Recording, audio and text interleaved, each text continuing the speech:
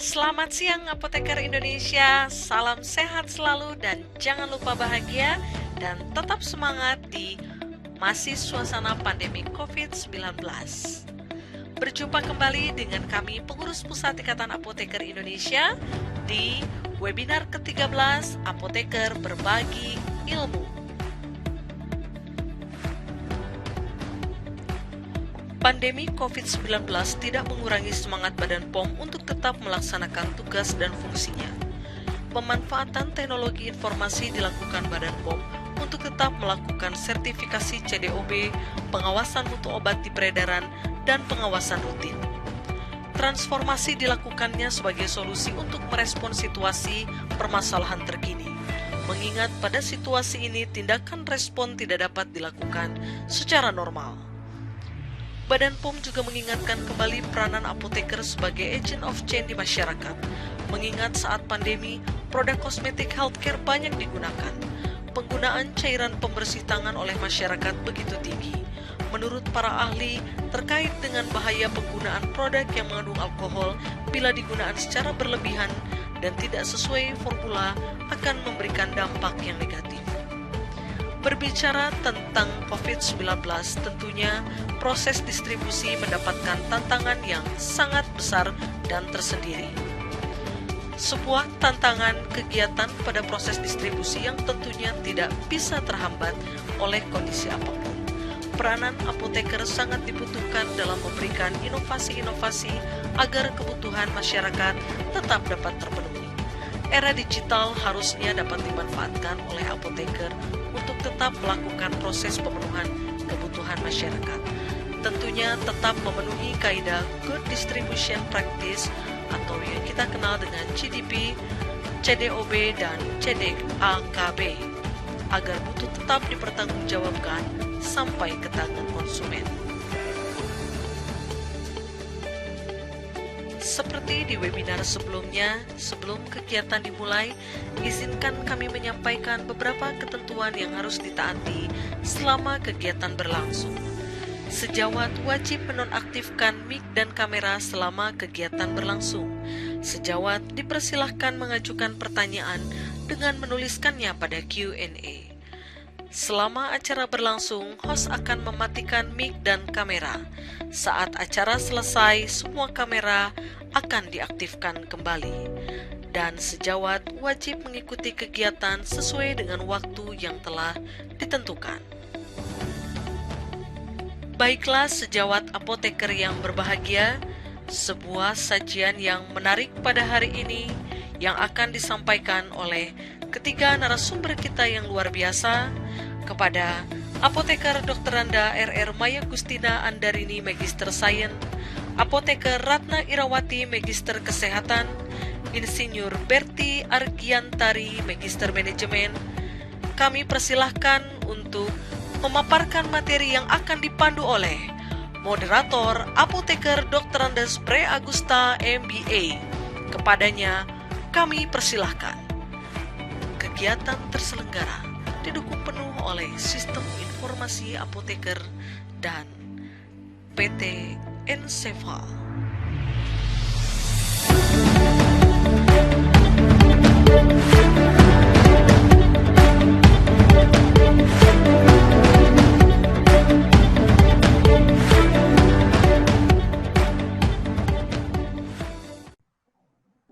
Selamat siang. Assalamualaikum warahmatullahi wabarakatuh. Waalaikumsalam warahmatullahi wabarakatuh. Bahagia sekali kita bertemu dengan sejawat-sejawat sekalian pada webinar ke-13 siang ini.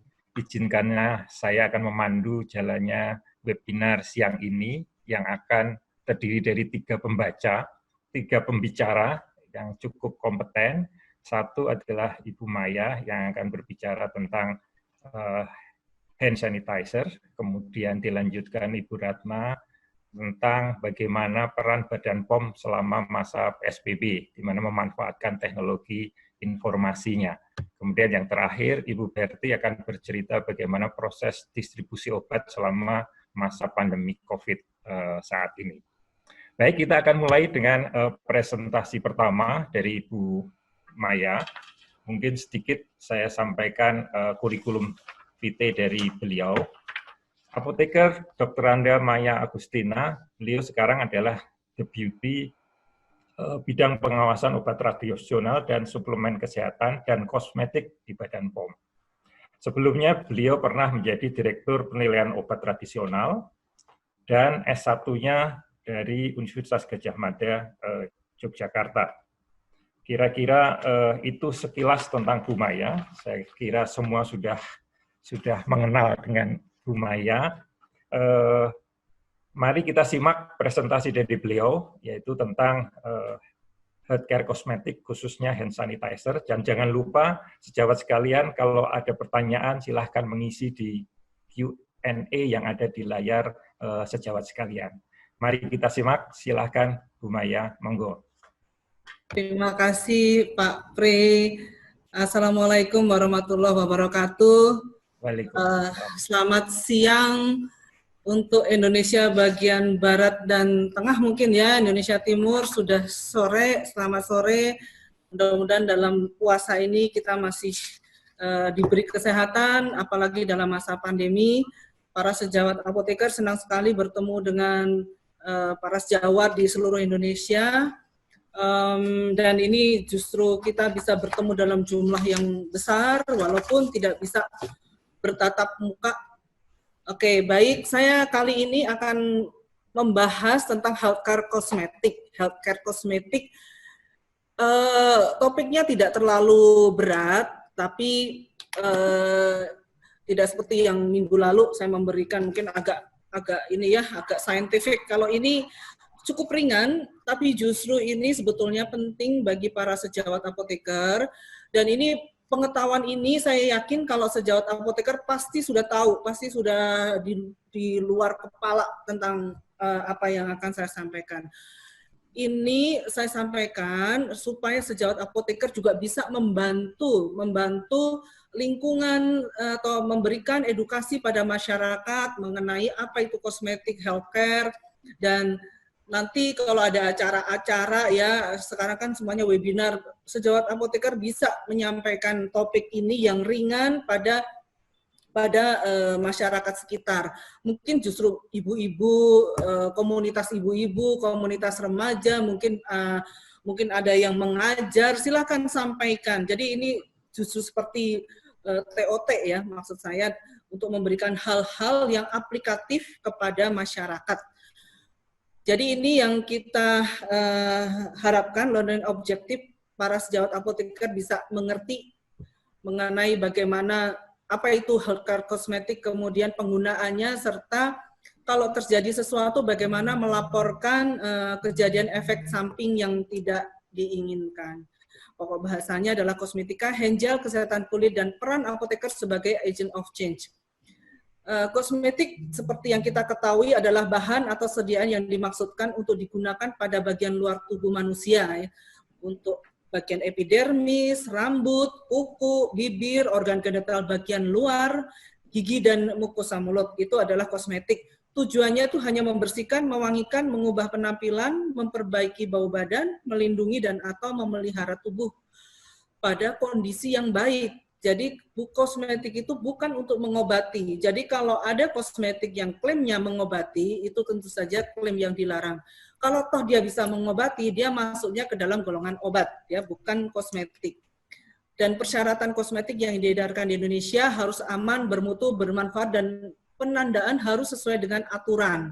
Itu yang harus diperhatikan. Jadi kalau para sejawat melihat ada kosmetik dijual hanya tertulis misalnya mereknya X, krim malam atau krim pagi, tidak ada cara menggunakan, tidak ada ingredientnya, kemudian tidak jelas siapa yang memproduksi, tanggal kadaluarsa dan sebagainya, itu berarti tidak sesuai dengan ketentuan. Dan silahkan dilaporkan ke kami akan telusuri, sampaikan juga pada handetolan, teman kerabat, jangan membeli kosmetik seperti itu. Ini di online banyak sekali yang dijual. Jadi hanya penandanya hanya minimalis, hanya menyebutkan krim malam, krim siang, face toner atau face wash, tapi tidak jelas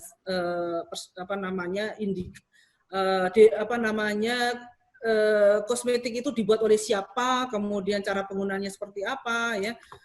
Baik, kosmetika wajib memenuhi standar dan atau persyaratan mutu, keamanan, kemanfaatan seperti peraturan yang diberlakukan, dan harus mempunyai izin edar berupa notifikasi. Bedanya notifikasi dengan registrasi adalah kalau notifikasi hanya pencatatan disampaikan melalui online, kemudian evaluasi secara detail mengenai data kosmetik itu, data mutunya akan kita lihat ketika kosmetik itu sudah beredar dan kita akan cek dokumen informasi produknya. Jadi pada saat notifikasi tidak perlu disampaikan data detail dari kosmetik, itu namanya hanya pencatatan. Ya, kemudian secara internasional kosmetik itu merupakan personal care, ya, personal care, dan juga dalam kondisi pandemik ini kosmetik perlu dalam pola hidup bersih dan sehat. Jadi merupakan kebutuhan primer. Oleh sebab itu dalam industri yang diperbolehkan, industri strategis yang diperbolehkan berjalan selama pandemi ini termasuk adalah healthcare kosmetik. Jadi healthcare kosmetik ini masih boleh berproduksi. Mungkin ada beberapa produsen lain, ya, yang komoditi lain yang tidak diperbolehkan selama PSBB, tapi untuk yang kosmetik boleh. Kemudian keberadaan di kosmetik itu harus ada di masyarakat pada saat ini karena kita perlu untuk kebersihan badan, ya, termasuk untuk hand gel, kemudian hand soap, sabun mandi, shampoo, hand body lotion, itu tetap kita jamin keberlangsungannya. Kemudian tapi masalah mutu dan kualitas produk harus tetap diutamakan. Ini kategori kosmetik cukup panjang, nanti para teman sejawat silahkan baca sendiri karena kategori kosmetik ini cukup bermacam-macam. Ya, ada sabun, sediaan wangi-wangian, kemudian deodoran, ada sediaan rambut, rias wajah, anti wrinkle, kemudian sunscreen, mandi surya, tabir surya, dan sebagainya. Nah, apa itu yang dimaksud kosmetik personal care? Yaitu yang membersihkan, mewangikan, mengubah penampilan, memperbaiki bau badan, melindungi dan atau memelihara tubuh pada kondisi baik untuk PHBS saat pandemi COVID-19, ya. Pola hidup bersih dan sehat. Nah, sekarang apa sih yang termasuk itu? Yaitu misalnya hand gel, hand cream, shampoo anti ketombe, sabun, hand soap, sediaan hygiene mulut, pembersih kulit, pembersih kuku, dan lain-lainnya. Jadi industri yang masih mengoperasikan produk-produk ini boleh dalam kondisi pandemik ini, karena termasuk dalam usaha yang boleh berlangsung. Kami sudah keluarkan surat edarannya sehingga itu bisa digunakan. Kemudian kosmetik itu yang tadi kan untuk menjaga kebersihan, ya, bisa kebersihan diri, menyikat gigi sudah makan sebelum tidur, menjaga kebersihan rambut, mandi 2 kali sehari, mencuci tangan dengan sabun, membersihkan kuku, mencuci kaki, menggunakan pakaian bersih. Ini adalah untuk menjaga kebersihan diri. Dan untuk selama COVID-19 ini semua juga sudah mengerti adanya physical distancing, tidak boleh sering menyentuh wajah, kemudian kalau bersin harus pakai siku dan sebagainya. Teman-teman sejawat pasti sudah tahu, ya.